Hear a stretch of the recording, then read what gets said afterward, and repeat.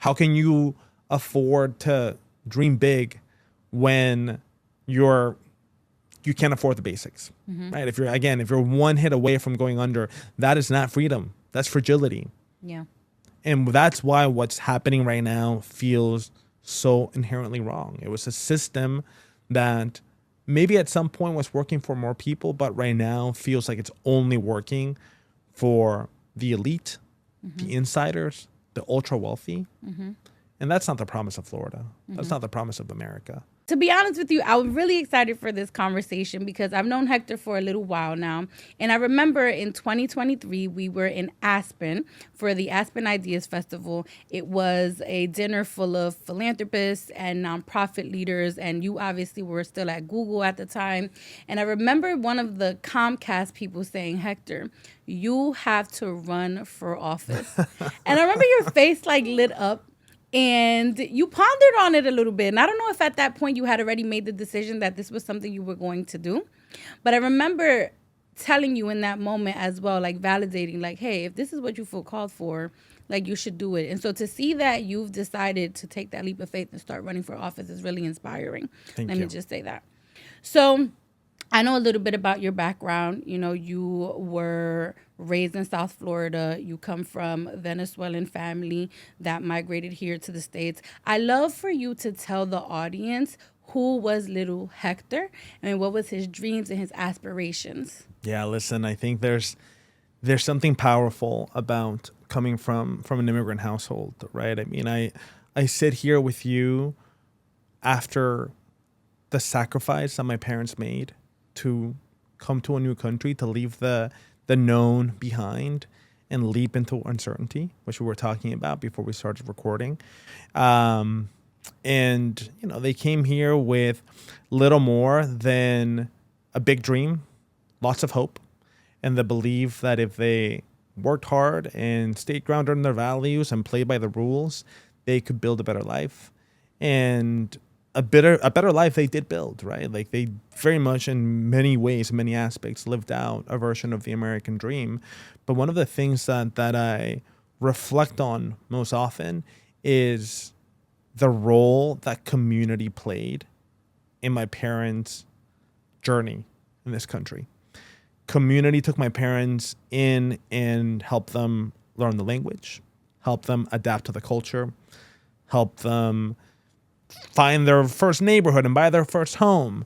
And my parents felt such a sense of community and such a sense of, hey, we got to pay this forward, that they almost made it their life's mission to pay that forward day in and day out.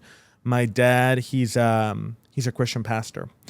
And I remember often so many of the core lessons that he would instill in us around doing unto others as we would have them do unto us, around the greatest commandment, love God and love your neighbor.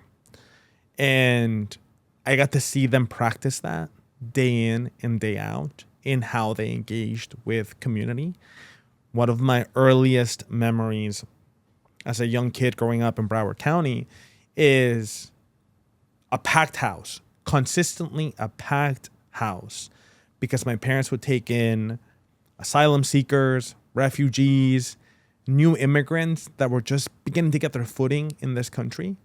Similar to how they had been welcomed, they were welcoming others. And these people would stay at our home often for months at a time.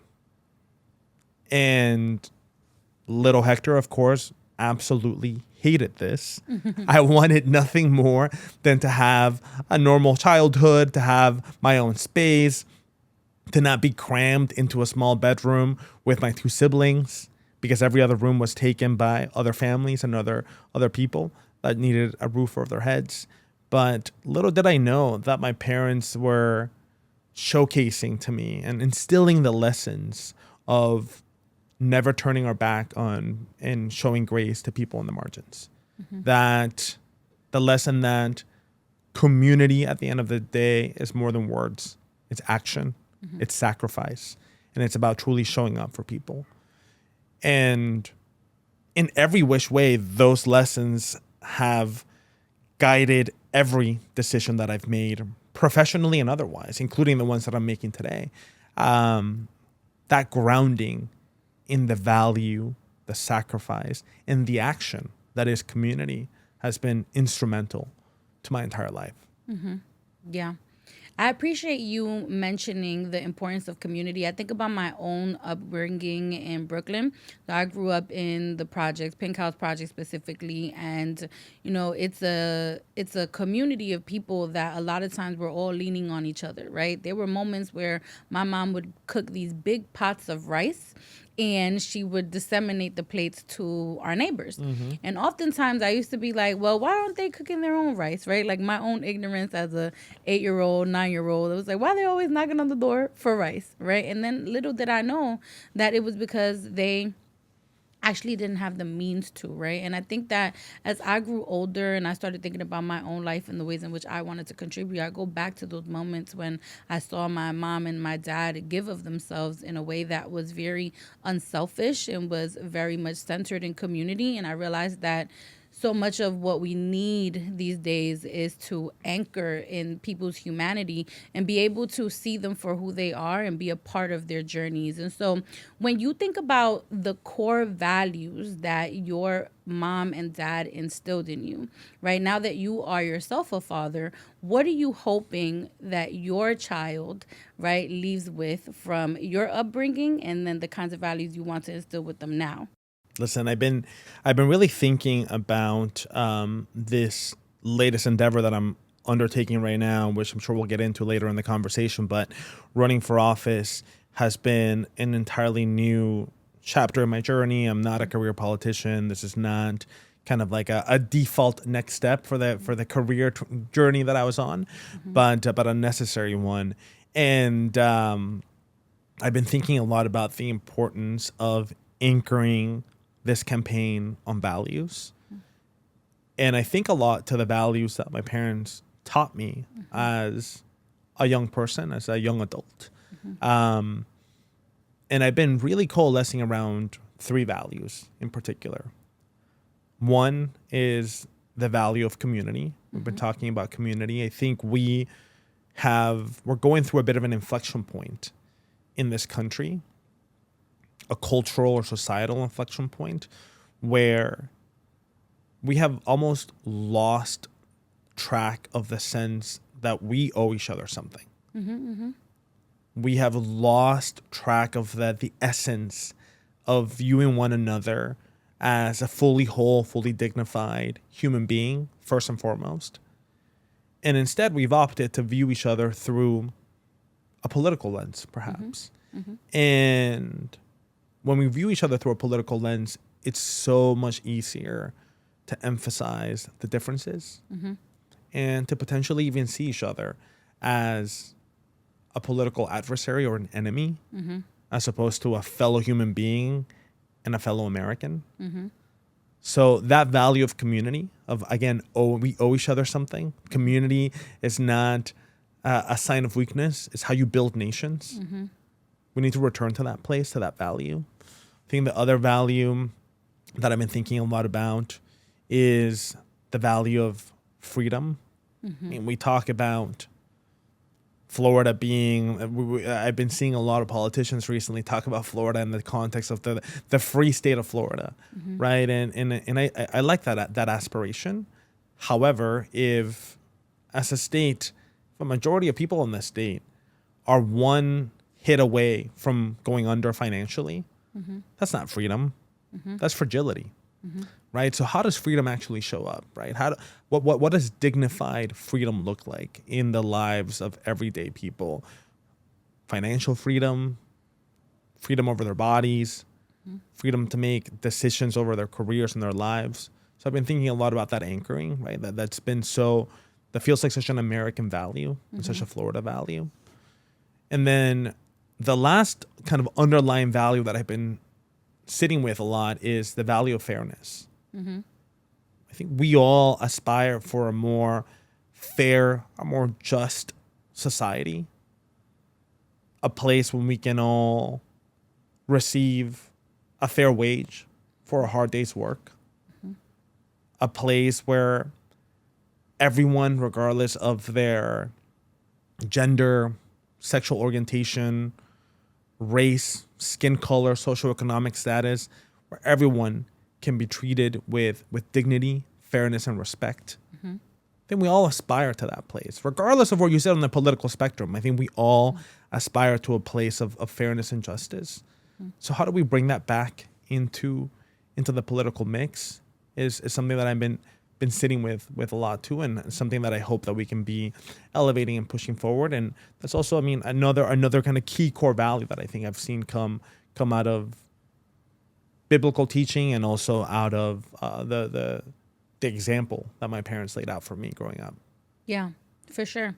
And I think that is also, I also just know your career a little bit, right? And I think so much of your values haven't only been shaped by your upbringing or the kinds of values your parents instilled in you, but I imagine that the 15 years that you spent at Google working on problems like job insecurity and housing and small business development also kind of shed Absolutely. light into some of these things. So I'm curious to know, what were the things that you learned in your role at Google that you're hoping translate into your career as a politician? Listen, I think probably, and I'm gonna credit this sentiment to a dear friend, mentor, and I think someone that's had a really meaningful career, but more importantly, a meaningful impact in the lives of thousands of people in South Florida.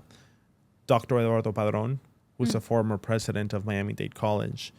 He was the first person. I don't know if he claims to have coined this or not, but he was the first person from whom I heard this sentiment from, and it really resonated years ago, which is that potential is equally distributed, but opportunity is not.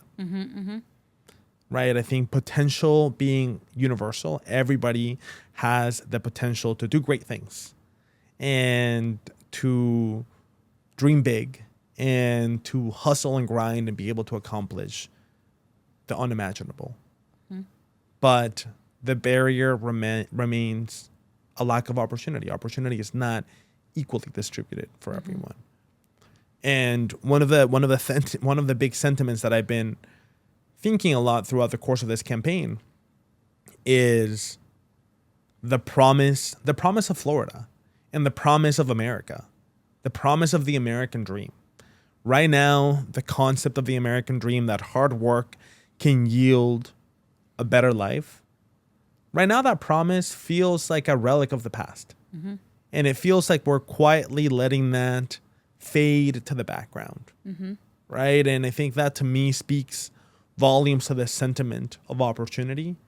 How do we reinvigorate that? Because I would argue the promise of the American dream has been essential, critical, from getting the United States of America from year 0 to year 250. We were celebrating our 250th anniversary as a country this year. And I would argue that that sense of hope, of the possible, the audacity to believe that you can be building a bigger, better, more prosperous nation was what has led us to this point. Yeah. Yeah. And on that topic, then, what do you think has caused us to lose that sense of the American dream, right? Because I think a lot about this quote. The first time I heard that quote about potential being equally distributed but opportunities not was from Mitch Capor, for the Capor Center of Social Impact, and he obviously has been very known for his career in tech and his philanthropic endeavors, and I think that is such a powerful quote because it speaks to the testament of the promise of tomorrow. And yet, so much of what's going on right now doesn't feel very promising.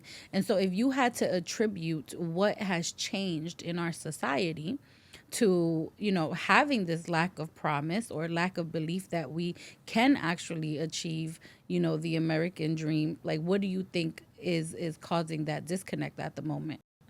Well, I mean, listen, I think, I feel like you've been at the helm of an organization that is aiming to bridge some of that divide and some of those gaps. So I would imagine you have a pretty interesting perspective on that question as well. But, to me, to me, it's a few things. One, the decay of opportunity, the promise of the American dream has never been equally accessible to everyone, first and foremost, right? So I think inherently there was a crack in the foundation of this promise.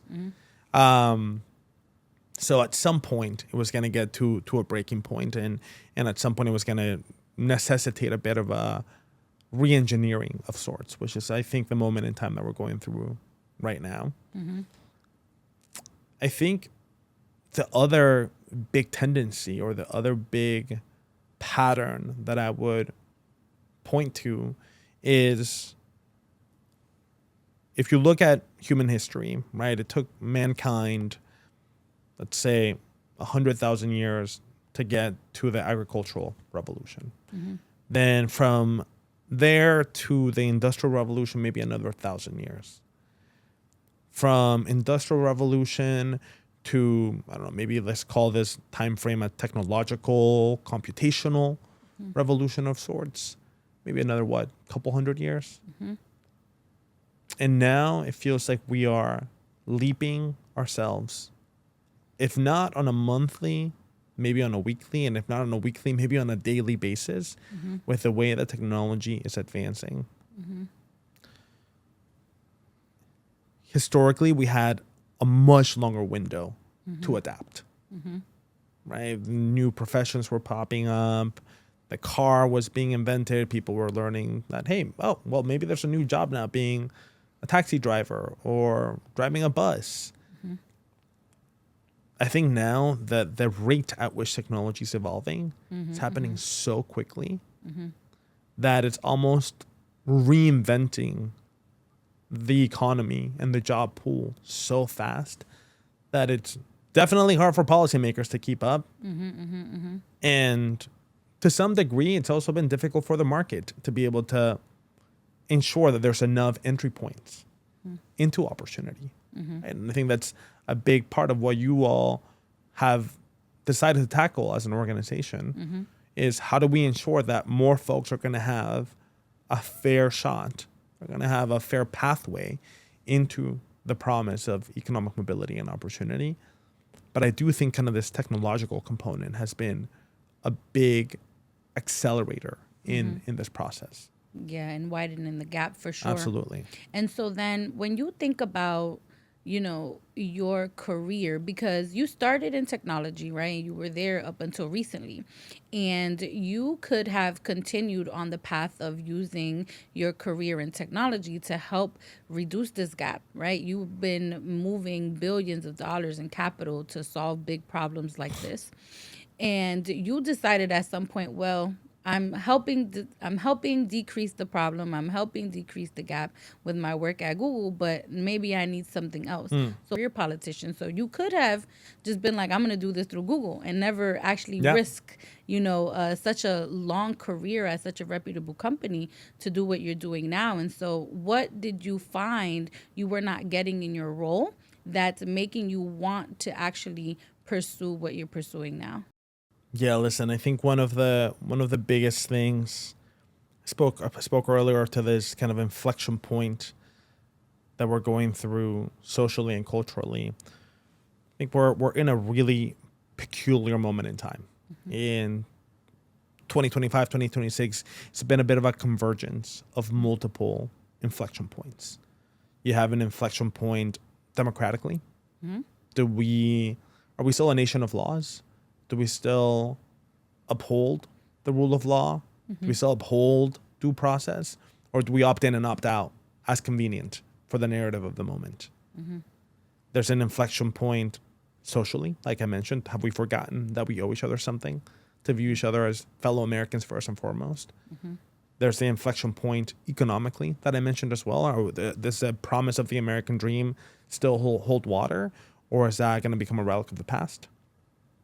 And all of this is being accelerated to the 10th degree by a technological inflection point.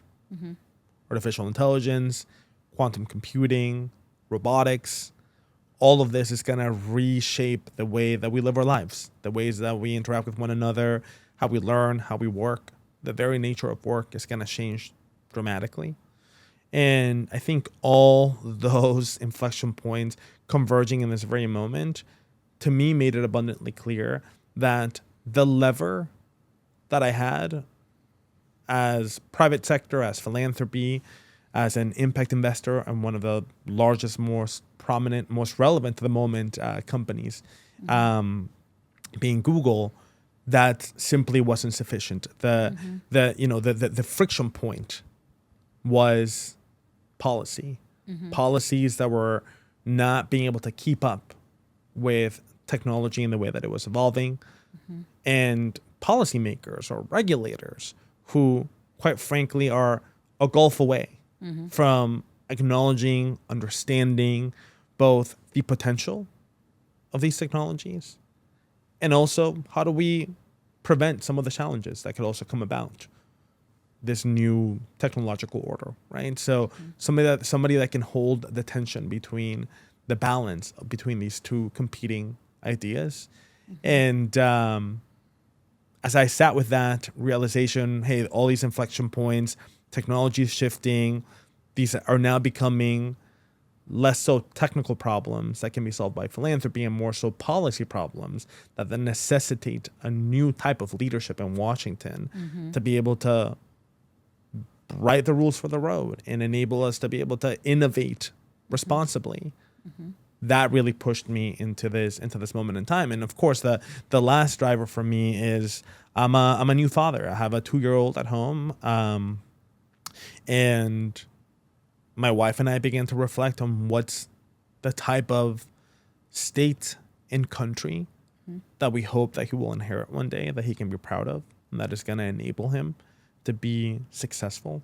That's going to enable him to have a fair shot at the promise of Florida, at the promise of the American dream.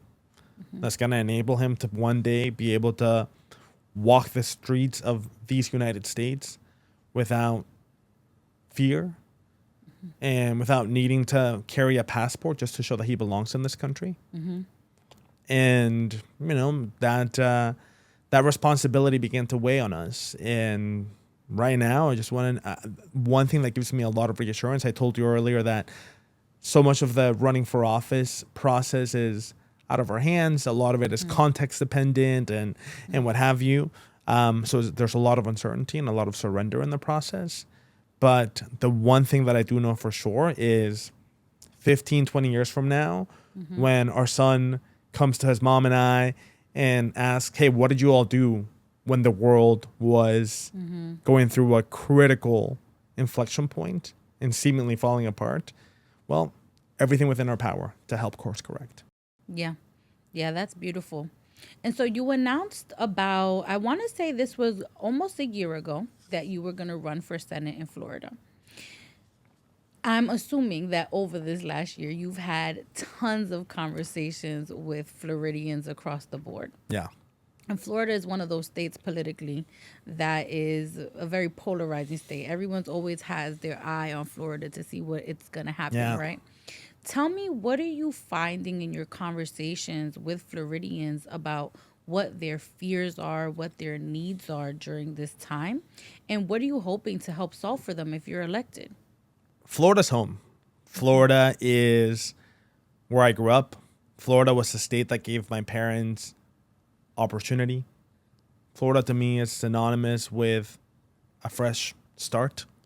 And it's a state where I got my entire education. I did my entire education in Florida public schools, including my undergraduate degree at Florida International University.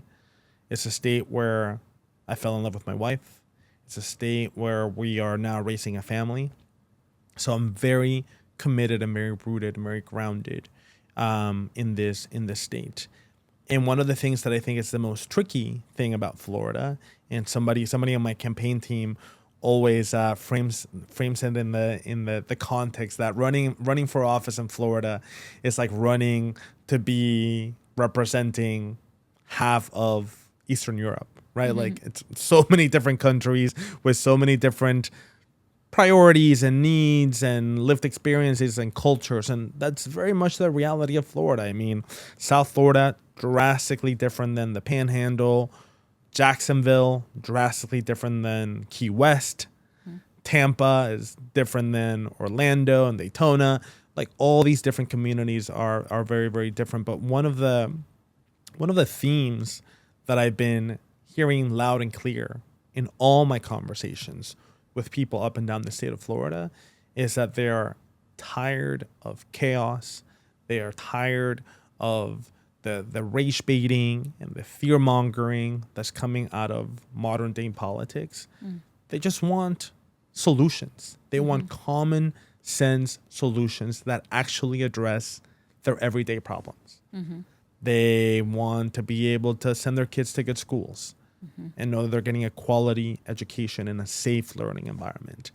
They want to be able to buy a home and drink clean drinking water, breathe clean air, be able to have a job that pays them a dignified wage, and hopefully, just hopefully, be able to enable their kids to have a brighter future than the one they had. And if they choose to be able to raise a family in the same community that they grew up in. They're asking for the basics, right? Sure. And the way that I've been articulating this for folks is strong floors, no ceilings. Strong floors being the bare minimum, the basics that every family in the state of Florida should be able to count on. That's the Florida that's the Florida that my parents believed in when they immigrated to this country and to this state. That's the Florida that I believe we need to be working towards and building towards. But right now, that floor is cracked. That floor is shakier than ever. How can you afford to dream big when you can't afford the basics, right? If you're one hit away from going under, that is not freedom. That's fragility. Yeah.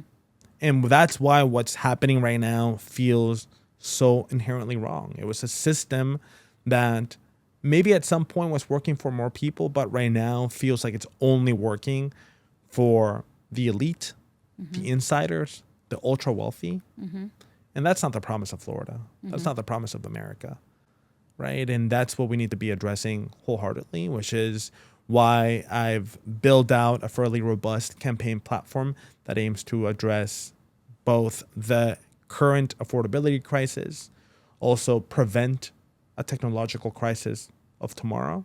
And that's where the AI component falls in. And then also being able to address the governance crisis, which has facilitated the decay that we're seeing right now, which is the outsized role of corporate money and capital in our politics. Yeah. I love the sentiment on building a really strong foundation with no ceilings.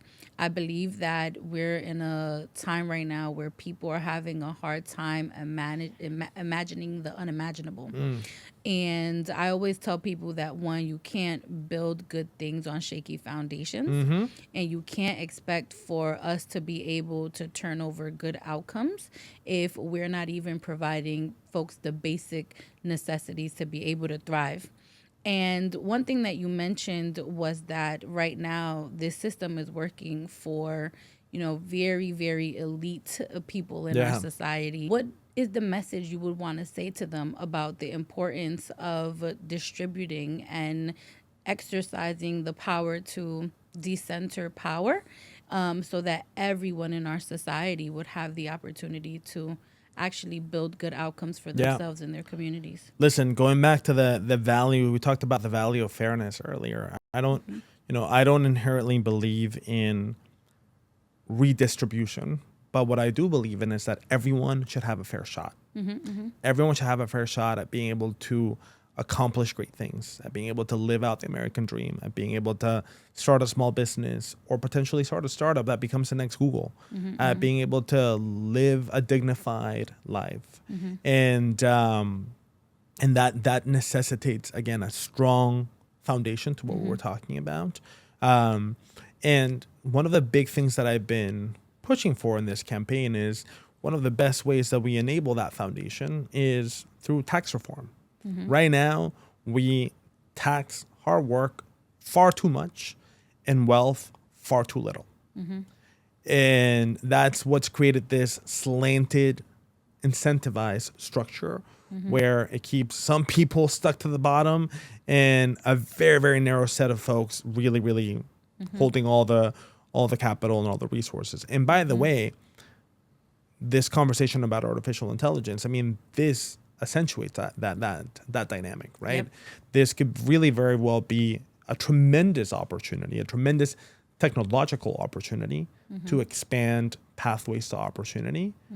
Or it can be one of those events that further concentrates wealth and power in the hands of fewer and fewer people. So that demands that we're responding to this moment in time with a lot of intent. One of the ways that we've been talking about, one of the policies that we've been pushing forward as a campaign is eliminating federal income tax to households earning less than $150,000 a year. That would touch a vast majority of the households in the state of Florida. In doing so, that would save the average Floridian anywhere between $5,000 to $20,000 a year back in their pocket. That's, multiple months worth of groceries. That is multiple months worth of mortgage payments. That is almost an entire year worth of homeowners insurance. Like, this could have a real material shift in the way that people live a dignified, affordable life in a state like Florida. And how do you make up for that gap? Well, by closing all these loopholes that right now enable the richest of corporations and the wealthiest of Americans to circumvent paying their fair share in taxes to the tax system. Yeah, for sure. And, throughout the theme of the conversation, there's been a thread of artificial intelligence and the ways in which it's disrupting society. I obviously am seeing a lot of that in my own work with America on Tech and the students in our program. So I really understand this from an educational perspective, right? But what do you think is the opportunity for disruption with AI within government? Because AI can really do some things, right? And when we are operating under these antiquated systems that just don't work for the modern day society, like, what would you say are the areas of expertise that you'll bring to Senate from the standpoint of AI on how we can be doing things better and optimizing resources for more efficient outcomes for Americans? Listen, we are about to, I'll preview this with you. We're about to roll out a four-pronged policy framework for artificial intelligence for the U.S. Congress. The policy framework looks after, first and foremost, infrastructure. That's, again, going back to the basics, going back to foundation. These systems, they don't operate by magic. They require a lot of infrastructure in the format of data centers, electricity, water, to be able to function. Anything happening on data centers needs to be done in deep partnership, in concert with local communities, to make sure that those communities are going to benefit, to make sure that local communities are not going to end up picking up the bill for large corporations that are going to see tremendous profit, that they're not going to be flipping the electrical bill or having their utilities go up as a result of this, having their water wells be poisoned or impacted as a result of these build outs. There's a way to build in a format that's harmonious with local communities and provides a net benefit, a net value add to local municipalities and to states. So I think that's critical and paramount. Two, there has to be a conversation around how do we best prepare Americans and Floridians for the upcoming reality around artificial intelligence and jobs. One of the things that I've been pushing for aggressively is a FEMA-style workforce development program. Here in the state of Florida, we understand storms uniquely well. We know that hurricanes are likely to hit. We don't know what magnitude. We don't know what parts of the state. We don't know what the impact is going to look like, but we do know they're coming. And we prepare. We stage resources. We fix building codes. We harden our homes. Well, to me, this AI conversation is no different. we need to be also addressing the impending incoming storm by doing forecasting and trying to understand what sectors are going to be most impacted, by staging resources with organizations like yours that are helping to enable and prepare individuals to transition when the impact does happen. And most importantly, what does a financial safety net look like so that when folks are ultimately impacted by the automation of jobs in certain categories, that they're not going to be out on their own, that they're going to have a way to continue to pay for healthcare and a way for them to continue to pay for their mortgages, right? These payments, these bills will not stop piling up just because somebody loses their job because technology happens to replace them. And many folks are not going to have the luxury to go, oh, well, let me go reskill or train up for a different job while I have all these bills piling up. There has to be a financial and economic mechanism that can serve as a bridge in the meantime. Yeah. The third component is how do we protect people? I think these technologies have tremendous promise, but if we've learned a lesson from social media, is that when these technologies are designed in such a way that they're optimizing for eyeballs on screens for as long as possible so they can show you as many ads as possible, so they can generate as much revenue as possible, well, the outcome is quite simple. It's a mental health crisis. It's people that are addicted to social media. It's people that are, I mean, these tools ultimately compete not with one another, right? It's not like TikTok against Instagram. It's TikTok and Instagram against real world, against playing outside, against getting fresh air, against building relationships with people.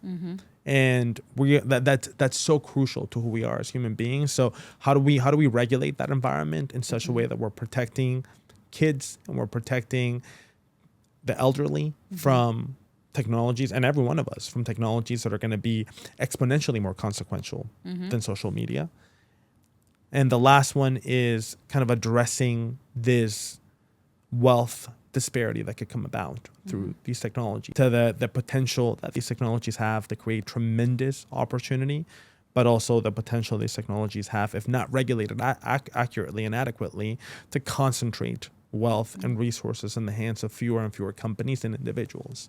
Well, a way to prevent that is first and foremost by addressing some of these deeply outdated laws. I mean, right now we're still governing antitrust with laws written in the 1800s. That was written for a whole different economy when people were trying to regulate monopolies on railroads and oil. We're talking about a whole different set of challenges today. Those laws need to be reimagined in a way that they can keep this environment competitive so that more individuals, more startups, more small businesses can benefit from this AI revolution.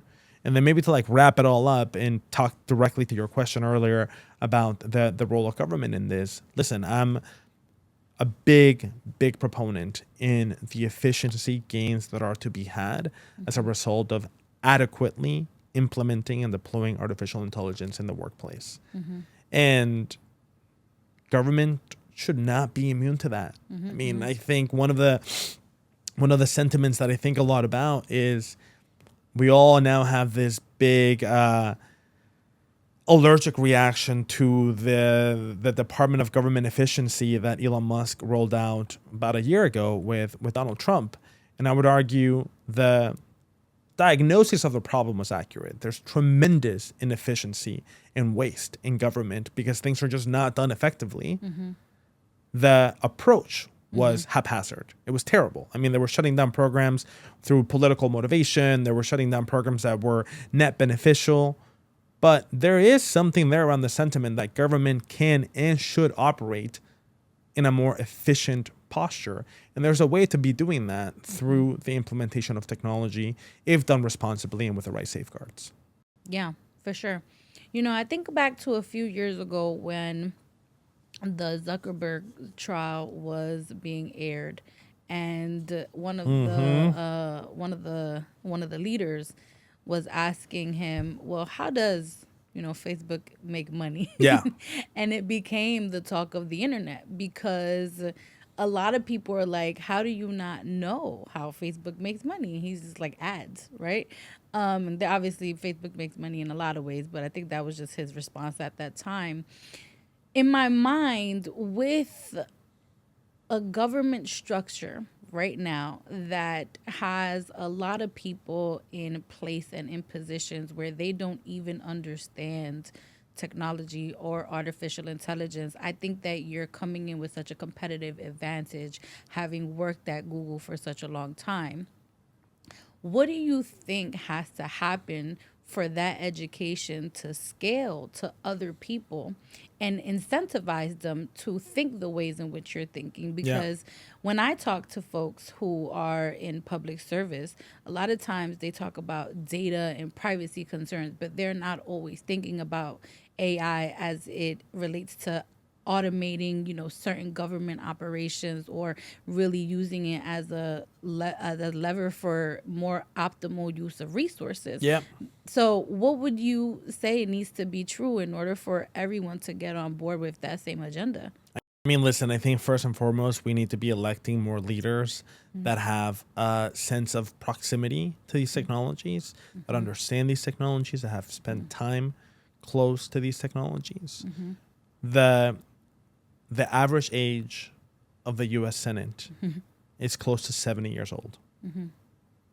That's the average, right? And to me, that signifies the gravity of the problem, in that the people that we are entrusting to write the rules of the road for an AI economy, an AI driven economy. Like to your point during that hearing with Mark Zuckerberg, I mean, I also kind of flash back to that oftentimes throughout my campaign when I'm like, this is why I'm running, because we need people that fully understand how these companies operate, the potential and the downsides, so that we can curate the right set of regulations, and so we can also facilitate the right opportunities for for us to remain the most competitive, the most advanced, the most innovative country on earth. Right? So it's twofold. It's not just about regulating and trying to stop and hinder. No, it's around how do we put the right guardrails and enable this to be done responsibly, so that, by the way, these technologies earn the trust of people. Because the only way that these companies are going to remain viable and successful for the long haul is if people actually trust that they have the best interest for society at heart. So that's another kind of key dimension and key component here. But yeah, I mean, listen, I think one of the best ways to be able to enable that is by ensuring that people that have proximity and knowledge of these technologies are occupying the halls of Congress and are bringing this knowledge forward into those spaces. Yeah, for sure. And so when I think about your campaign, a lot of your dialogue, the ways in which you're positioning, attracting voters, it seems like you are speaking to the underdog, right? A lot of times it seems like you're speaking to communities of color, speaking to immigrants, you're speaking to those that have been living on the margins, right?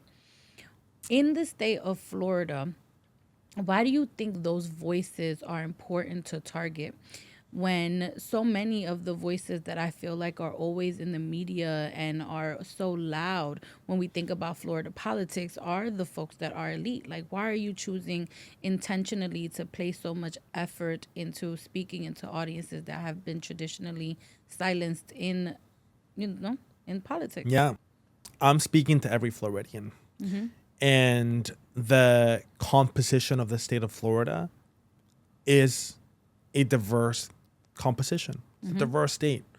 It's a state that has people from all walks of life, from many different backgrounds, countries, races, socioeconomic statuses, ages. It's a state where many people come to try to retire with dignity and are met with a cost of living that is unattainable.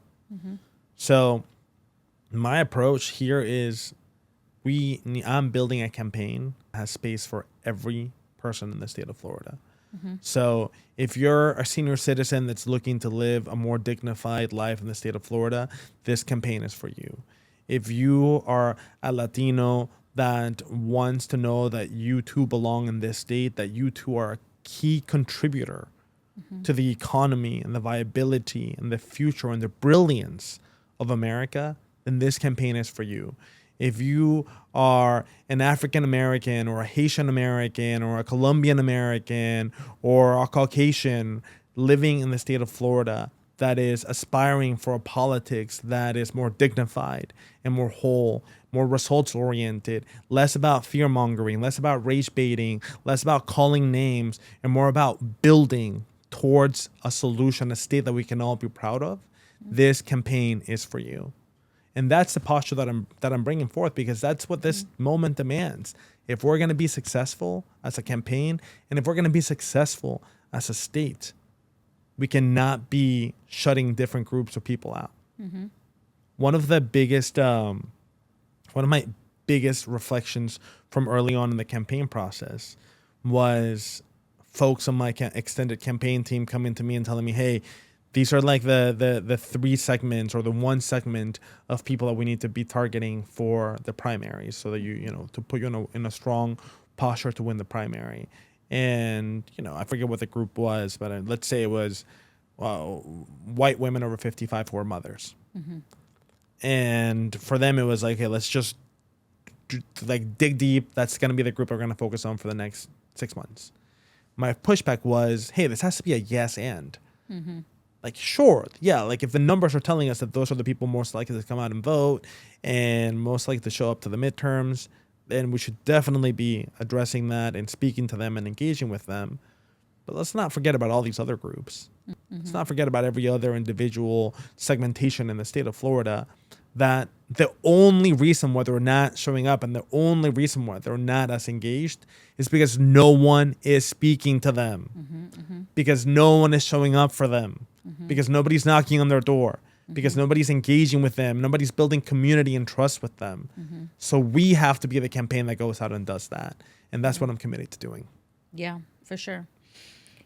And Florida has, I guess, notoriously been known for electing, folks of the opposing party. You're running on the Democratic ticket. That's right. What are you hoping, right, if you get elected, that you're able to accomplish across parties? One of the sentiments or the postures that I bring forward in my candidacy is the rejection of zero-sum politics. Where for one person to win, another person must lose. I think when we are thinking of the pie as yay big, and there's only like 5 slices to go around, we're all going to be fighting for those slices, and it's going to create the polarization and the resentment that we're seeing today. As opposed to thinking about, how do we grow the pie? How do we ensure that more people have access to opportunity and to economic mobility and the like? So while I see the numbers and I see the statistics in the state of Florida, and I know to the average person nationally, they're writing Florida off. They're saying, okay, well, Florida is a deep red state.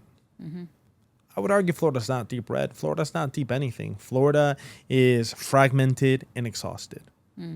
Florida is being underinvested in. Florida is being ignored in the national scene, and that's why it necessitates new, fresh voices, not more career politicians, not more of the same old, not more of the same status quo, but it requires fresh voices and a fresh perspective that can actually meet the moment.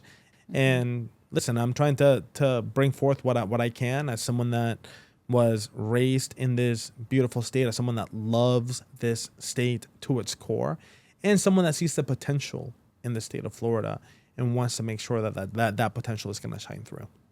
Yeah, for sure.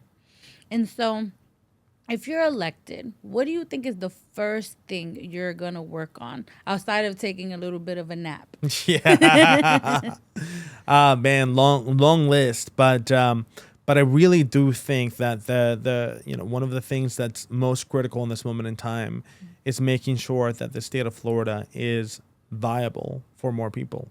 And when I talk about viability, I'm saying that more people can afford to live a dignified life in the state of Florida, which is why the first bill that I'm aiming to introduce to the U.S. Senate when I'm elected is to remove taxes for any household making less than $150,000 a year. Federal income tax off the table, money back in your pocket, so you can be putting that money to work in other spaces, towards your mortgage, towards your homeowner's insurance bill, towards your health care, towards quality food for you and your family, towards education, childcare, that's returning dignity back to every single individual and putting more money in their pockets so that they ultimately have the ability to make decisions that make sense for their household. And in doing so, also bridging that gap by making sure that we're closing any loopholes out there that are enabling individuals that, whether it be corporations, whether it be the wealthiest of Americans, to make sure that they too are contributing a fair amount into the tax pool. And then if elected, let's think back to what you initially said in the beginning of our conversation, where 15 to 20 years down the line, you want to be able to tell your child, this is what I did when the world was up in smoke, right? Let's say if elected 5 to 10 years from now, right? What do you want your personal legacy to be? You know, one of the sentiments that I think a lot about is this is about rejecting my candidacy and my campaign in large part is about pushing back on false binaries. We're often sold, at least in the political world, an A or B binary. You're either on the CNN camp or on the Fox News camp. You're either pro the dignified treatment of migrants, or you're pro strong borders and safe communities. You're either pro entrepreneurs and small businesses and the economy, or you're pro labor. I want to reject all of those notions because to me, those are false binaries. Very few things in life are A or B. Most things are somewhere in the messy middle. And you can be pro the dignified treatment of migrants and also pro a strong border and safe communities. Those things are not competing ideas. They actually are complementary ideas. So how do we come back to a place where we're building a political system that actually honors the intellect and honors the place that a majority of voters find themselves in? Right now, the margins, they dominate. They have the megaphones, right? And like the 10% on the right and the 10% on the far left, they are getting to dictate and call the shots when it comes to the narrative nationally. There's about something like, I don't know, 70 or 80% of Americans that probably agree on 70 or 80% of things. And that's where I want to bring the focus back to. So as we wrap up the interview, my last question for you is, if you knew that every single Floridian was going to watch this interview, what would you want your message to them to be? My message to them would be that I believe our best days are still ahead of us. I truly, truly do. But to get there, it's going to require all of us, every single one of us, showing up, putting our best foot forward, opting for hope over apathy and cynicism. That is how we're going to ultimately reclaim our state. Well said, Hector. Well, everyone, thanks for tuning into this week's episode of Behind the Work. Know that we're here every single Tuesday. Make sure that you tap in and tune in with us. Follow us on Apple Podcasts, Spotify, and on social media. And I'll see you all next week. Mwah. Thanks for tuning in to today's episode of Behind the Work. If you enjoyed today's episode, make sure that you subscribe to our channel on YouTube. Check us out on Apple Podcasts, Spotify, and follow us on social media. I'm really looking forward to seeing and hearing how this show is leaving an impact on you.